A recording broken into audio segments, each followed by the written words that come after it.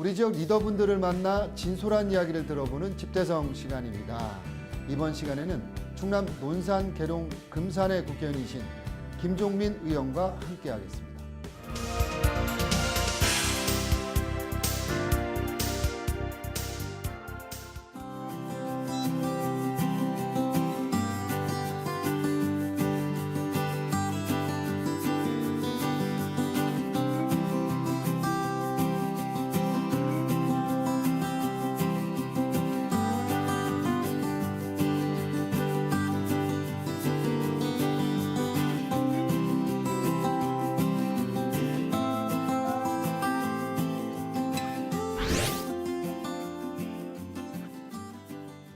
의원님 안녕하세요. 안녕하세요. 예. 좀 빨리 좀 찾아뵀어야 되는데 늦게 와서 죄송합니다. 아유, 감사합니다. 네. 먼저 우리 시청자 여러분께 의원님 오랜만에 인사드린 것 같은데요. 인사 말씀 좀 하시고 시작하겠습니다. 시청자 여러분, 안녕하세요. 논산 계룡금산 국회의원 더불어민주당의 김종민입니다. 예, 이번 겨울 추우셨죠? 저도 무척 추웠습니다. 그런데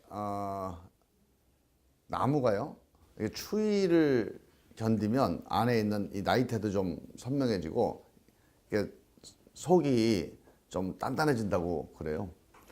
우리도 이렇게 추운 겨울 보냈는데 이 겨울 보내면서 우리 안에 좀 속이 좀 튼튼해졌으면 하는 그런 마음 가져봅니다. 올해 무술년이라고 하는데 무슨 일이든지 술술 잘 풀린다. 이 말을 한번 들으니까 자꾸 하고 싶어지더라고요. 그러니까 우리 시청자 여러분 무슨 일이든지 잘 풀리는 올 한 해 됐으면 좋겠습니다. 반갑습니다. 꽃피는 3월입니다. 지금 의원님 말씀하신 것처럼 추운 겨울을 지나고 이제 따뜻한 봄이 와서 그동안 겨울에 힘들었던 우리 많은 분들이 이제 힘을 내고 열심히 살아가지 않을까 생각이 드는데 명절도 지났고요. 사실 의원님도 좀 일정이 많이 바쁘실 텐데 요즘 어떻게 지내시는지 많이 궁금해하는 분들이 많아요. 근황이 좀 어떠신지 좀 잠깐 말씀해 주시죠. 원래 이제 그 임시국회가 없을 때는 이제 의원들이 아무래도 지역에서 지역민들하고 소통하고 지역 현장을 살피고 해야 되는 상황인데 저는 이제 헌법개정특별위원회, 헌정특위라고 하는데 그 헌법개정특별위원회에 제가 위원으로 활동을 하고 있어요. 네. 그러다 보니까 지금이 이제 이 헌법 논의가 가장 이제 중요한 시기거든요. 그러니까 국회에서 헌법 개정안을 만드느냐 마느냐 하는 거를 이제 최종적으로 마무리를 해야 되는 시기라 지금 그 헌법 개정 특위 활동에 전념하고 있고요. 그래서 조금 덜 뵙는 것 같아요. 죄송스럽고. 그러니까 이거 마무리되면 빨리 가서 또 우리 지역민들과 같이 함께 그동안에 좀 쌓아두셨던 말씀 좀 들어보고 그렇게 하려고 하고 있습니다. 많은 분들이 아시겠지만 사실 의원님의 고향이 논산이세요. 네. 논산이시면서 의원님 선거구가 논산, 계룡, 또 금산 그렇죠. 선거구를 갖고 있는데 사실 대부분 생활을 서울에서 하셨습니다. 사실은 네. 유년 시절을 뭐 여기서 약간 보냈지만 서울에서 대부분 학교를 다 나오셨는데 성인이 돼서 고향에 들어와서 논산을 봤을 때 뭐 감회도 남다랐을 거고 어린 시절 생각도 나고 했을 때인데 그때 뭐 그 논산 고향 돌아왔을 때 어떤 느낌이셨습니까? 뭐 제가 논산에 가끔 오긴 했습니다만 제가 딱 잊혀지지가 않는 기억이 제가 2010년도에 충청남도 정무부지사로 취임하면서 고향에 딱 왔을 때예요. 그 전에도 뭐 가끔 왔었지만 그래도 상당히 오랜만에 이제 온 거죠. 그때 제가 그때 이제 부지사를 하면서 제가 우리 충남에 그때 연기군까지 있었으니까 16개 시군을 한번 쭉 이제 돌아왔거든요. 그런데 뭐 논산보다 옛날에 좀 작았던 도시들 많이 있잖아요. 근데 그런 도시들이 이렇게 다른 건 몰라도 이렇게 그 도심지를 가보면 좀 이렇게 그래도 번쩍번쩍하고 사람들이 좀 이렇게 그렇죠. 막 활기가 있고 그런데 우리 고향 논산은 옛날하고 이렇게 비슷할까 하는 생각이 되게 그때 마음이 좀 먹먹했던 생각이 나요. 그러고서 사실은 지금은 논산, 계룡, 금산을 발전시키고 우리 그 유권자들, 우리 국민, 시민들의 대변인으로서 발전시키게 노력하는 국회의원이 되셨잖아요. 네. 그렇죠? 근데 국회의원 되기까지 정말 어려우셨어요. 네. 일단 이전 선거로 돌아가면 20대 국회 사실은 두 번째 도전이었죠. 근데 많은 분들이 무모하게 도전하는 게 아니냐. 사실은 그때는 당시 후보자가 칠선 의원의 사실은 별명이 피닉스라고 해서 불사조죠, 불사조. 네. 어디에도 살아남는 그런 막강한 후보였는데 왜 무모하게 여기 와서 이렇게 도전을 할까? 과연 될까라는 생각도 주변에서 많이 했잖아요. 그때 당시 기억을 되돌리면 그 선택을 할 수밖에 없는 여러 가지 상황도 있겠지만 왜 이곳에서 이렇게 될지 안 될지도 모르는데 도전했는지 궁금한 생각이 들어서 좀 질문을 드리겠습니다. 예, 그때가 2012년이었죠. 제가 원래 이제 국회의원 출마 자체를 염두에 두고 준비를 했던 건 아니었어요. 그런데 이제 그 계기가 됐던 거는 2010년도 정무부지사로 오면서 충남에 예, 네. 그런 계기가 된 거였는데 제가 그 전에 이제 노무현 대통령을 모시고 2003년부터 2008년까지 5년 동안 청와대에서 있었기 때문에 주변에서는 혹시 이제 국회의원 출마하는 거 아니냐 이런 얘기들이 많이 이제 하는 분들이 있었고 특히 제가 서울에서 고등학교를 나왔는데 그 고등학교 나왔던 그 동네에서 선후배들이 2008년도에 국회의원 출마하라고 되게 권유를 많이 했었어요. 서울에서 예, 고등학교 동문들은 이제 또 그런 것들에 대해서 좀 기대를 하고 하니까 그런데 제가 그때는 이제 노무현 대통령 임기 말까지 끝까지 모셔야겠다고 생각을 해서 이제 출마할 생각도 없었고 또 그때 제가 국회의원 출마에 대한 뭐 특별한 마음의 준비가 돼 있었던 것도 아니었고요. 뭐 고향이 이제 논산이니까 제가 논산에서 학교를 안 나왔잖아요. 그렇죠. 사실은 이제 이인재 의원님이 워낙 뭐 큰 유명한 정치인이기 때문에 이제 상대방이 너무 이렇게 산이 커서 좀 무모한 면도 있었지만 저는 사실 그거보다 더 큰 문제는 정말 더 무모했던 거는 제가 우리 고향에서 학교를 안 나왔는데 국회의원 출마를 했다는 거예요, 사실. 그 사람들이 다 뭐라 그랬어요. 이거 좀 문제가 있다. 시간을 다시 좀 거꾸로 돌릴게요. 뭐 사실은 20대야 국회의원이야 당선되셨으니까 사실은 그렇지만 19대 때 좀 돌아가면 그 현실적인 이제 질문인 것 같아요. 19대 이제 마음을 먹어서 출마를 했는데 주변 분들한테 국회의원 출마하겠다라고 했을 때 그런 얘기 했을 것 같아요. 여기서 학교를 나왔냐? 여기서 살았냐? 왜 나오려고 하냐?라고 할 때 뭐라고 답변하셨어요? 제가요, 뭐 엄청나게 그 얘기를 많이 들었습니다. 그렇죠. 심지어는 이제 지금 저를 도와주고 있고 저랑 같이 하고 있는 많은 시의원님들, 도의원님들, 저 진짜 가족 같은 분들이 됐는데 그때만 해도 일단 뭐 저를 뭐 그냥 도청의 부지사 했었으니까 그렇게 좀 받아는 주는데 국회의원 후보로는 좀 이게 안 내킨다 이런 분위기였거든요. 근데 제가 이제 그렇게 말씀을 드렸습니다. 뭐 솔직하게 말씀을 드렸죠.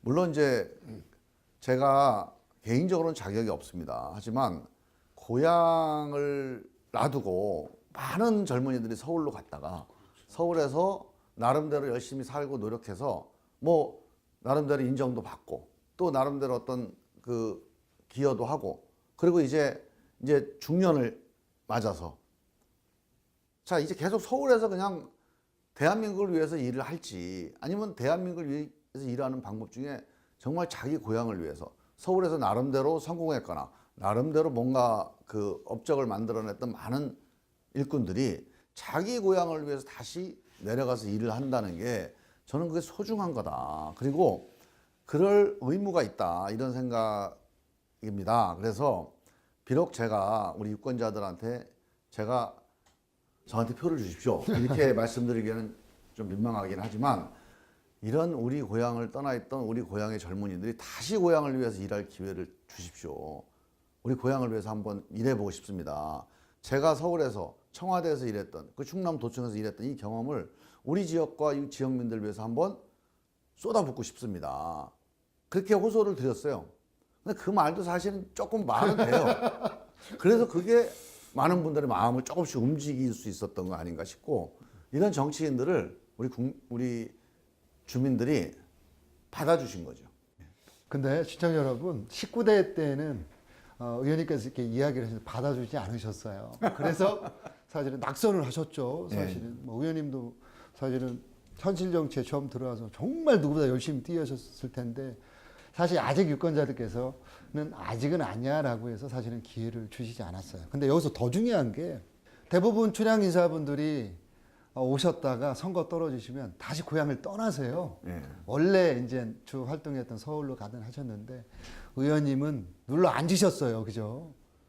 떨어지시고 아예 여기에 이제 뿌리를 내리시고 4년 동안 다시 밭을 다닙니다. 그 진정성을 전달하기 위해서. 그 4년 동안 너무 힘드셨죠. 낙선하시고 지역에서 이제 활동하시는데 그 시간 어떻게 보내셨습니까? 지금 돌아보면 힘든 것도 있었겠는데 별로 기억이 잘 안 나요. 힘든 거. 제가 정말 제 인생에서 너무나 소중한 기회였다, 너무나 소중한 시간이었다 이런 생각이 많이 들었던 게 제가 사실은 이제 대학 다니고 물론 여러 가지로 이제 서울에서 여러 가지 활동을 했습니다만은 그 어떻게 보면 그냥 자기가 똑똑해서 자기 인생 산다 이렇게 살아왔던 거 아닌가 싶어요. 뭐 제가 이제 기자 생활도 했고 또 이제 청와대 생활도 했고 부지사도 했고 했지만 내가 나름대로 자격이 있고 똑똑하니까 이 일이 맡겨진 거 아니냐. 그리고 나름대로 내가 안에 있는 그런 모든 역량들을 잘 발휘해서 열심히 하면 또 평가를 받고 뭐 세상에 이렇게 굴러가는 거지. 뭐 이런 생각을 갖고 살았던 거죠.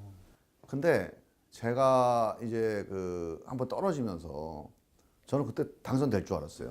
사실 뭐 제 역량 때문이라기보다는 그때 분위기가 좀 괜찮았거든요.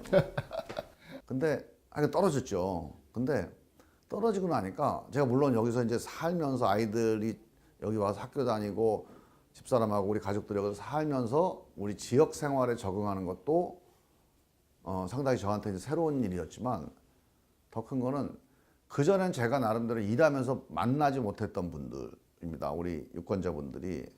그분들의 고민들이 뭐 농사 지면서 고민, 애들 학교 보내면서 고민, 또 우리 남편이 공무원인데 뭐 승진시켜야 되는데 그다음에 장사를 하는데 장사가 되고 안 되고 하는 거, 또 우리 할머니 할아버지들이 맨 우리 경로당에서 뭐 그냥 식사하시고 가만히 뭐 한담이나 하시는 것 같지만 가시면 맨 우리 서울 나가 있는 우리 손자 손녀들 뭐 일자리가 없는데 왜 우리한테 돈 주지 말고 우리 젊은 애들 일자리나 만들어 달라고 그러시고 하여간 이런 우리 그야말로 민초들과 함께 대화를 그냥 마음 놓고 나누는 한 4, 5년간의 시간이라고 하는 게 저한테는 정말 새로운 그런 눈을 뜨게 해주는 그런 경험이었거든요. 네. 그래서 맞아, 내가 내 눈높이나 내 마음이 항상 뭔가 훌륭한 거 혹은 어떤 그 지식 정보의 어떤 그 걸러진 아주 좋은 거 이런 데 많이 가 있었구나. 정말 현실에 현장에 그 많은 분들의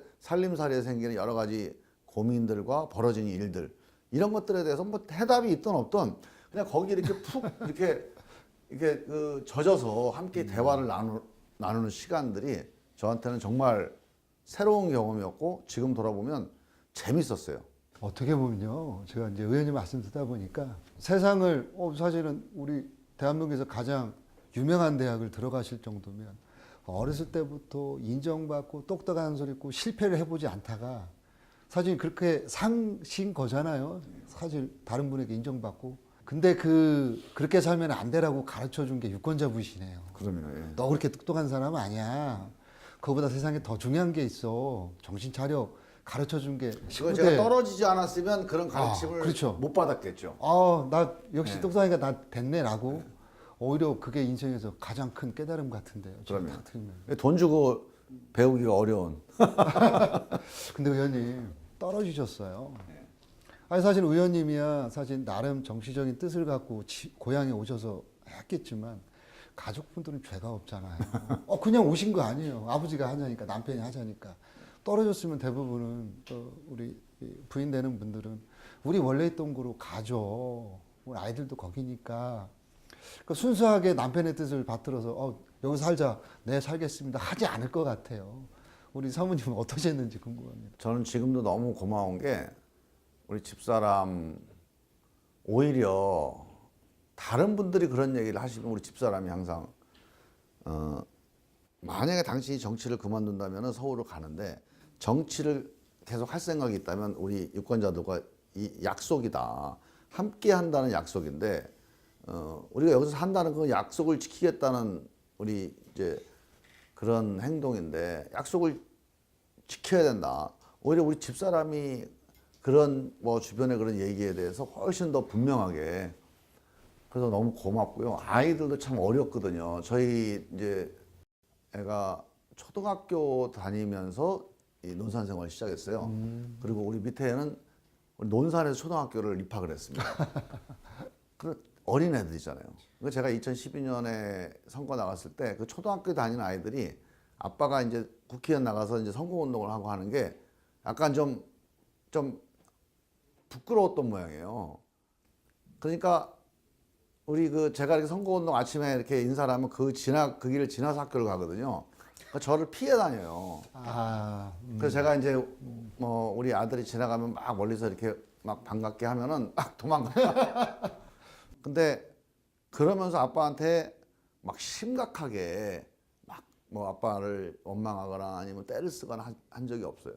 근데 나중에 그냥 편할 때 지날 때 아빠 우리가 아빠 때문에 논산 와가지고 서울에 그 높은 빌딩 구경도 못 하고 뭐 그렇죠. 뭐 그 영화도 자주 보러 못 가고 이제 그런 약간 그 애교스럽게 투덜댄 적은 몇 번 있었는데 그냥 무슨 진짜 막 마음에 막 불만을 가지고 원망을 가지고 얘기해 본 적이 한 번도 없어요. 그래서 저는 아이들한테 너무 고맙고 하여간 그런 덕에 제가 막 이리저리 어려움이 많았고 고민이 많았지만 흔들리지 않고 마음을 이렇게 좀 그 차분하게 가져볼 수 있지 않았나 하는 진짜 고맙죠. 가족의 그런 든든한 지원에 힘입어서 사실은 20대 국회의원 선거에서 당선이 되셨는데 당선돼도 사실은 정말 드라마틱하게 당선되셨어요. 네, 네. 20대 때 표 차이가 뭐 제가 정확한지는 모르겠지만 기억에 1,038표 뭐 네, 이 정도 됐던 거예요. 38표 38표 맞습니다. 사실.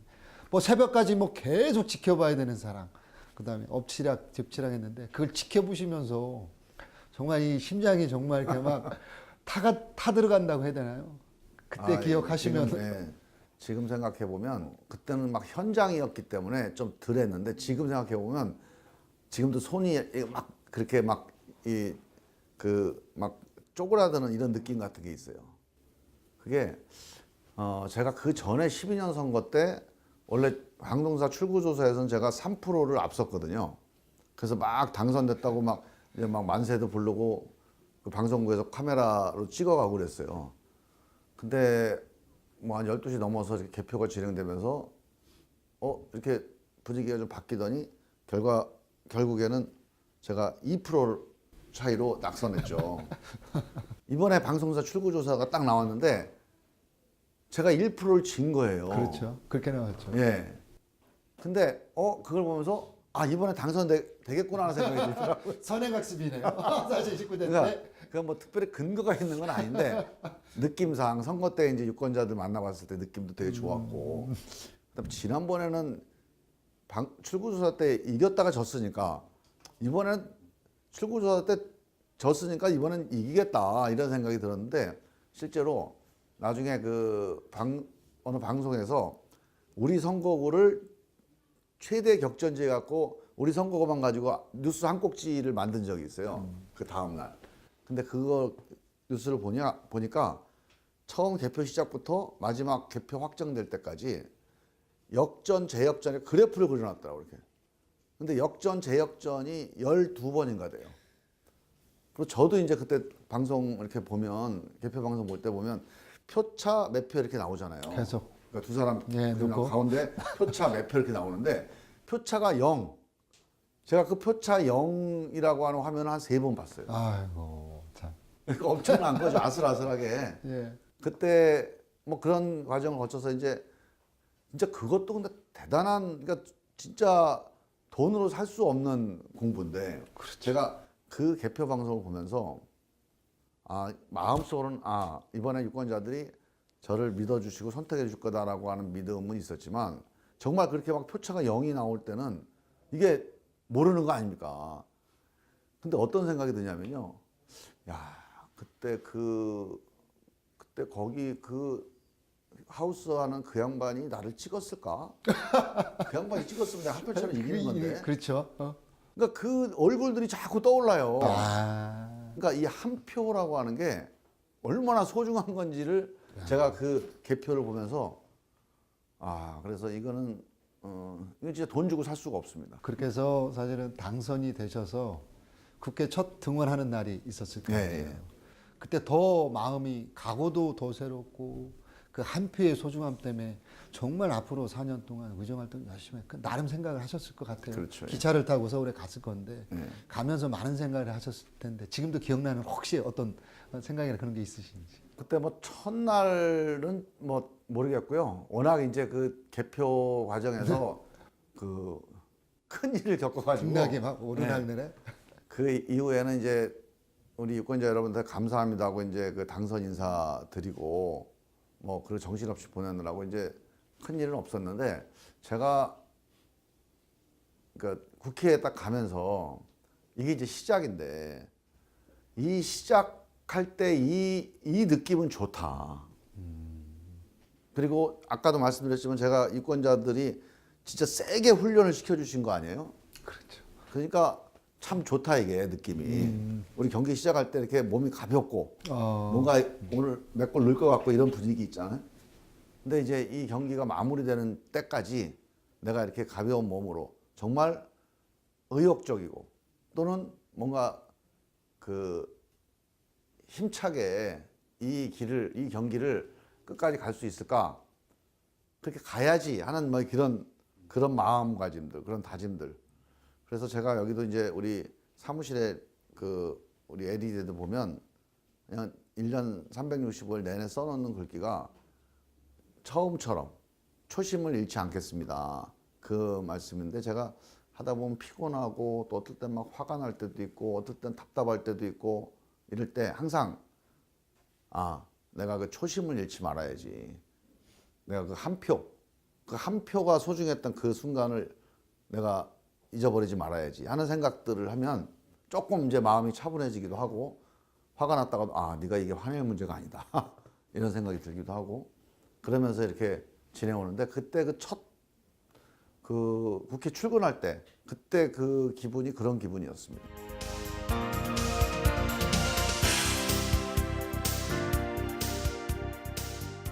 의원님의 궤적을 이렇게 쭉 보면요.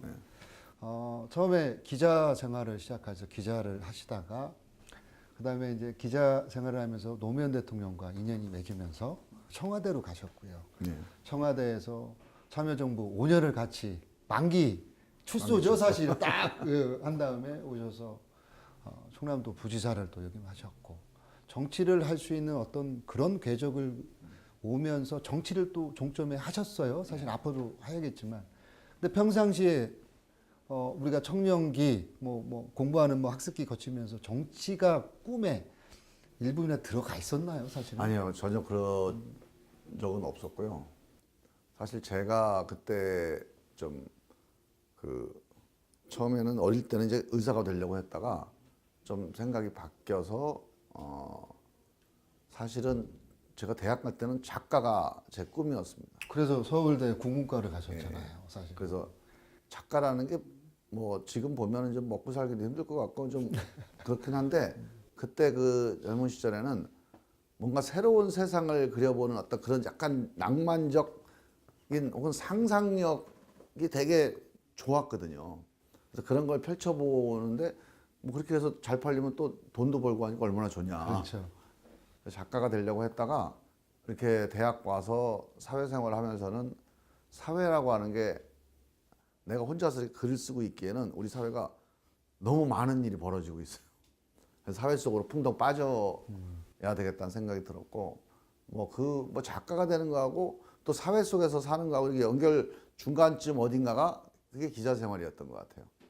그래서 기자 생활을 했어서 근데 이제 거기서 정치부 기자를 했고 또 그 과정에서 많이 만났는데 그때도 제가 나도 여기 정치를 하겠지 이런 생각은 안 해봤습니다. 그렇죠. 그냥 기자로서의 역할을 충실히 좀 한 발 했을 뿐. 떨어져서 이렇게 지켜보고 혹은 또 이제 논평도 하고 뭐 이런 관계로 유지를 해야지 내가 저 안에 들어가는 건 아니야 그런 생각들이 있었거든요. 근데 청와대 들어갔던 거죠 사실은 그 어떤 계기라고 한다면 뭐 넓은 의미에서 본다면 청와대도 정치의 일환이고 그 정치를 하는 정치 지도자를 옆에서 도와주는 거니까 제가 그 세계 안에 처음 안에 들어간 거는 청와대 생활부터라고 볼 수 있는데 그때부터는 한 번씩 생각도 해보고 그랬습니다.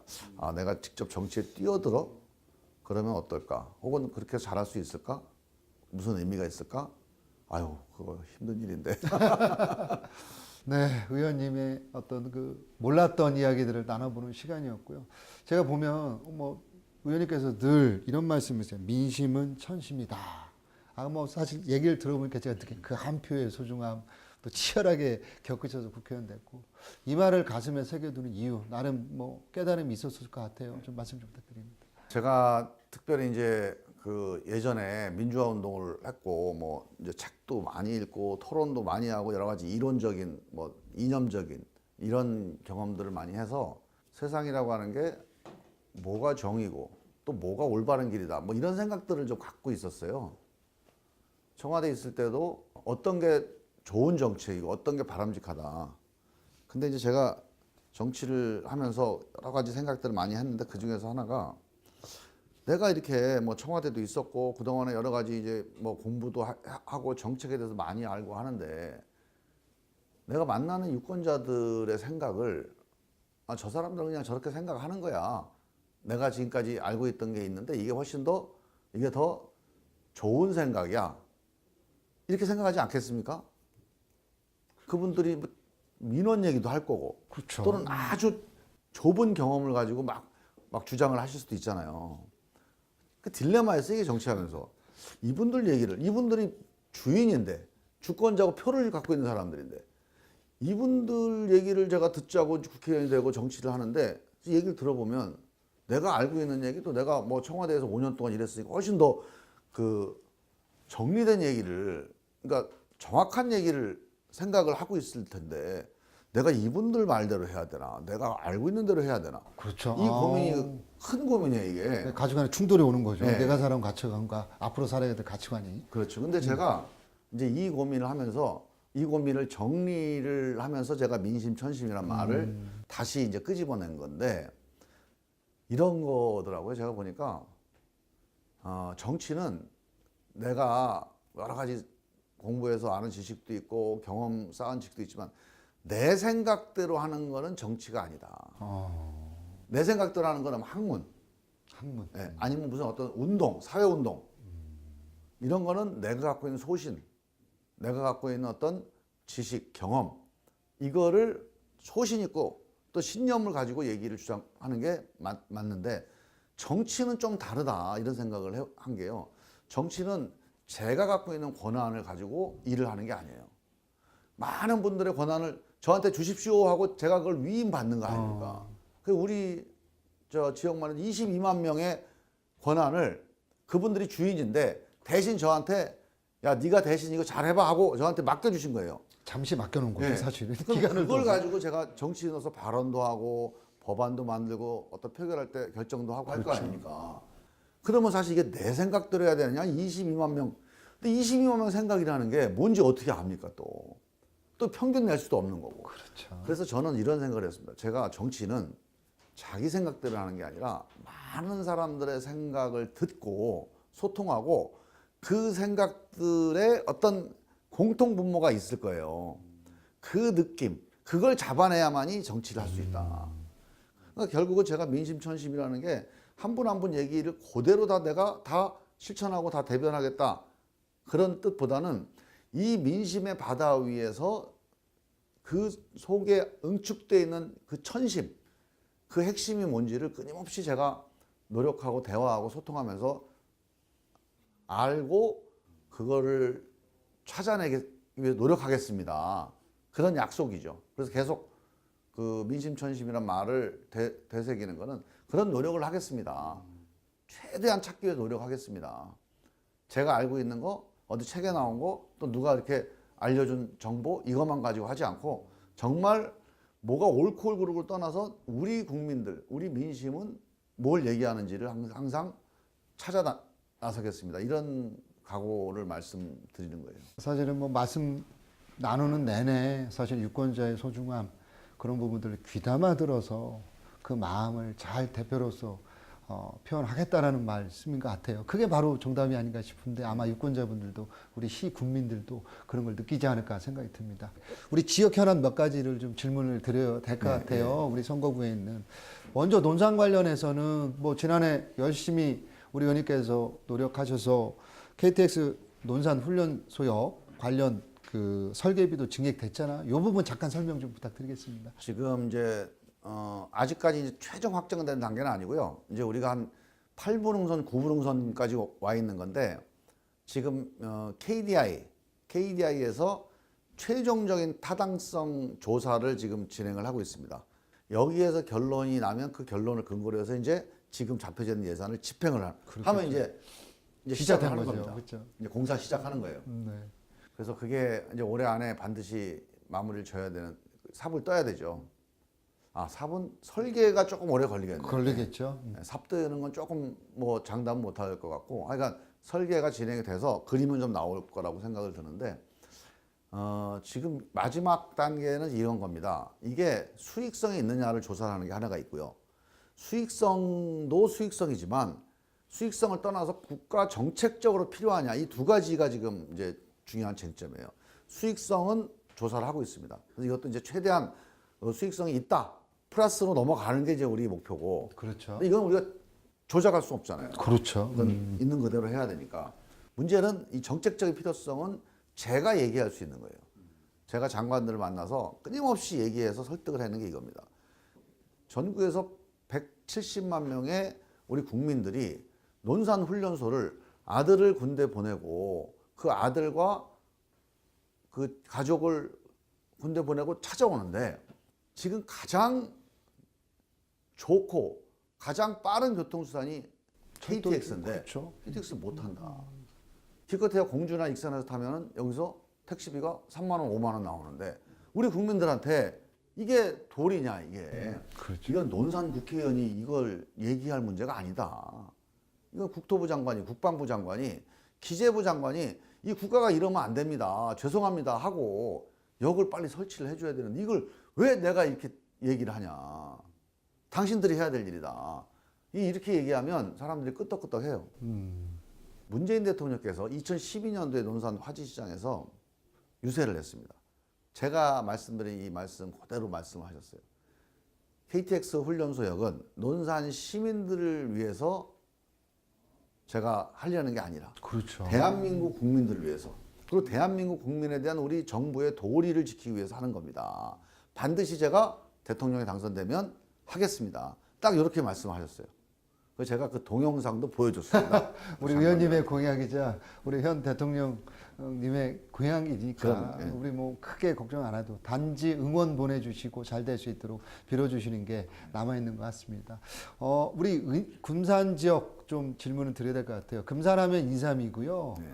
우리 뭐 전국적뿐만 아니라 세계적으로 알아주는 금산인데 금산 우리의 금산 인삼을 더 알려주기 위한 활성화 노력 또 그쪽도 또 직접 하기 위해서 그런 노력도 필요한데 또 어떤 노력들 준비하고 계신지 말씀 좀 부탁드리겠습니다. 지금 이제 인삼은 뭐 홍보도 중요하지만 지금 상당히 인삼이 어려운 상황이에요. 아마 인삼이 그 발견된 이래 한 1500년 만에 지금처럼 어려운 시기가 없을 거다. 지금 우리 정부 수립 이래 우리 인삼 재고량이 제일 많습니다. 이제 중국 이제 사드 영향도 있고요. 그렇죠. 그다음에 우리 김영란법 영향도 있고요. 근데 근본적으로는 인삼과 관련해서 우리 국가가 해야 될 일을 못 하고 있어요. 지금 인삼이라고 하는 건 사실은 그냥 간단한 농산물은 아니에요. 이게 엄청난 잠재력을 갖고 있는 거예요. 그 스위스의 파마톤사 같은 데서는 이 안에서 사포닌을 추출해 가지고 이걸 가지고 비타민을 만들어서 30배 이상 가격을 받아서 팔고 있거든요. 고부 가치의 상품을 생산하고. 그러니까 인삼은 인삼 가지고 무슨 예를 들어서 뭐 화장품도 만들 수가 있고요, 뭐 식품도 만들 수가 있고요. 그러니까 지금 있는 인삼 우리 그 파우치 인삼 액을 먹는 거 달여서 먹는 것만이 아니고 수많은 가능성이 있는 건데 이 연구를 해야 되잖아요. 연구 개발이 그동안에 좀 해왔는데 부족하고요.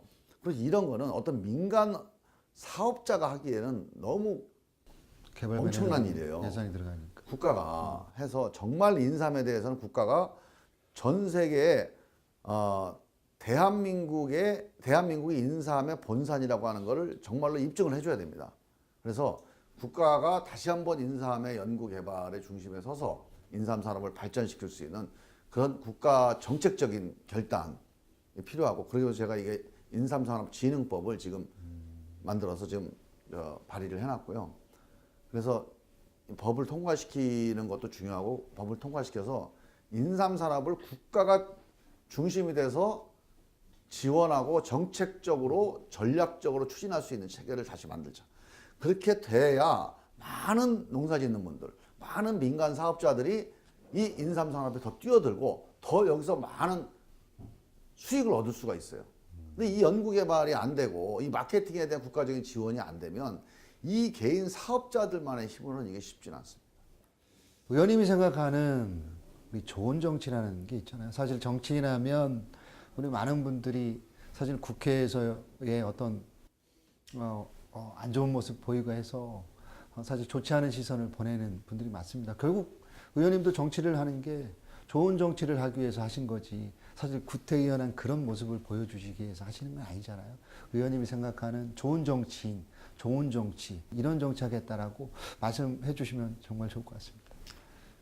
가장 좋은 정치는 결국은 저는 다시 이제 원칙으로 돌아가서 민주주의라고 생각을 합니다. 민주주의 잘하는 거, 이게 가장 좋은 정치인데, 민주주의라는 게 뭐냐, 이거를 우리가 끊임없이 생각을 해봅니다. 제가 민주주의라고 하는 우리 모든 국민이 다 주인 되는 거 아닙니까? 모두가 다 주인이에요. 나는 주인이고 너는 아니고, 그렇죠. 나는 대학 나왔으니까 너 뭐 큰 주인이고 넌 작은 주인, 이게 아니고 모두가 다 주인입니다. 그런데 문제는 이 주인들이 5천만이잖아요, 우리 국민들이. 5천만 명의 주인인데 주인이 생각이 다 똑같으면 쉬워요. 생각이 좀 다르잖아요. 주인끼리 생각이 다른데 어떡합니까, 이거? 이게 민주주의의 가장 큰 숙제입니다. 그래서 민주주의라고 하는 거는 서로 생각이 다른 사람이 같이 사는 거, 이게 민주주의. 민주주의는 이게 전부예요. 그럼 어떻게 해야 되느냐? 서로 생각이 다른 사람들이 자기와 다른 생각을 존중하는, 이게 민주주의. 결국은 대화하고 타협하는 게 민주주의의 핵심입니다. 전 전부라고 생각해요. 대화하고 타협하는 게 민주주의의 모든 것이다. 나머지는 우리가 그동안에 독재하고 투쟁을 하고 정의를 위해 투쟁하고 했던 거는 이 대화하고 타협하고 모두가 주인으로서 그 살게 하지 못하는 어떤 힘, 어떤 부당한 권력, 이런 것들을 없애기 위해서 싸운 거죠. 그런 권력이 만약에 줄어들거나 없어진 상태에서는 결국은 우리가 서로 간에 대화하고 타협해서 뭔가를 결정해내는 거. 저는 그래서 민주주의라고 하는 게 올바른 주장을 하는 거는 민주주의의 하나의 필요 조건이긴 하지만 그게 민주주의 전부는 아니다. 올바른 주장을 하되 마지막에는 서로 간에 합의해서 결정을 해서 우리 사회가 뭔가를 앞으로 나아갈 수가 있어야 돼요. 그래서 저는 좋은 정치인은 저하고 생각이 다른 사람들과 함께 갈 수 있는 거. 제 마음을 그렇게 항상 다스려가는 거. 저도 인간이니까 제 생각대로 하고 싶어요. 제가 생각이 옳은 것 같아요. 그래서 저 틀린 생각, 잘못된 생각을 인정하고 싶지 않습니다. 그런데 그렇게 하면 싸움은 시원하게 할 수 있을지 몰라도 유권자들을 위해서 뭔가 결정을 할 수가 없어요. 그렇죠. 뭔가 일을 진행시킬 수는 없습니다. 그래서 대화하고 타협해서 뭔가 우리 사회가 앞으로 나아갈 수 있는 결정을 만들어내는 거, 이게 좋은 정치라고 생각하고, 그런 정치를 하기 위해 노력해야 되는데, 여기서 한 가지 문제는 유권자들이, 저를 찍어준 분들이, 야, 너 자식아 이렇게 하라고 시켜놨더니 왜 가서 타협이나 하고 이상한 거 해? 이렇게 할 수 있잖아요. 그렇죠. 그게 뭐냐면, 이게 대화하고 타협을 하려면 뿌리를 유권자들과의 소통 위에 둬야 됩니다. 내가 골방 가서 혼자서 가만히 있다가, 아니면 국회의원들 몇 명이 서로 회의해가지고 몰래 결정해버리면 이 타협과 이 결정이 지지를 못 받습니다. 끊임없이 유권자와 대화해서 우리 생각은 이렇지만 우리가 결정해서 공동체로 같이 가려면 여기까지는 우리가 타협을 해야 됩니다 라고 하는 신뢰를 국민들, 유권자들이 줘야 됩니다. 이 관계를 위해 끊임없는 대화와 소통, 유권자들과의 소통 위해서 대화하고 타협해서 결정하는 거, 이게 이제 좋은 정치라고 보는데, 이게 이 두 가지 바퀴가 같이 굴러가야 됩니다. 그냥 맨날 대화 타협만 하면 안 되고 끊임없이 소통하면서 그렇죠. 그다음에 그냥 우리 주장만 계속 해도 안 되고 대화하고 타협해서 뭘 결정짓는 이 두 가지 수레바퀴를 같이 굴려가는 게 저는 좋은 정치다 그렇게 생각합니다. 네. 앞으로도 좋은 정치를 하기 위해서 더 노력해 주시고요.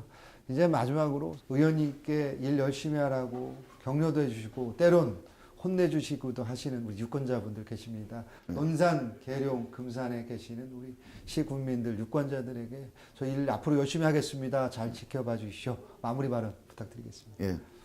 예, 우리 유권자 여러분, 유권자 여러분들 선택을 받아서 지금 국회의원으로 정치인으로 열심히 뛰고 있습니다. 초선 의원이니까 당에서 시키는 일도 많고 국회 회의 같은 거 잡히면 또 빠지기도 참 어렵습니다. 그래서 우리 많은 시간 우리 유권자들 만나 뵙고 상의 드리고 또 말씀 듣고 해야 되는데 많이 못하고 있어요. 너무 죄송스럽고요. 그래도 우리 국회에 나와서 제가 어떤 위원회 활동을 하든지 아니면 우리 당에서 활동하든지 우리 논산, 계룡, 금산 우리 지역의 우리 유권자들의 명예를 드높일 수 있도록 최선을 다해서 잘 하고 있습니다.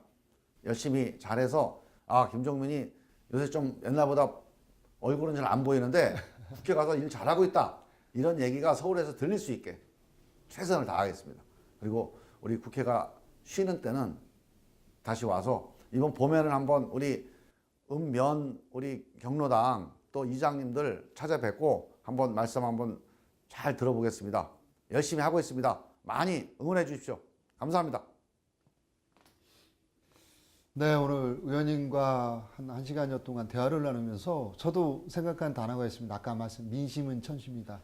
누구나 다 알고 있지만 어느 시간이 되면 잊어버려요. 사실 그 민심이 천시라는 그 엄중함, 무서움을 의원님 늘 잊지 마시고요. 우리 지역 발전을 위해 대한민국의 발전을 위해 더 잘 사는 나라가 될 수 있도록 앞으로 더 열심히 노력해 주십시오. 정말 바쁜 시간 내주셔서 감사하고요. 늘 응원하겠습니다. 감사합니다. 감사합니다.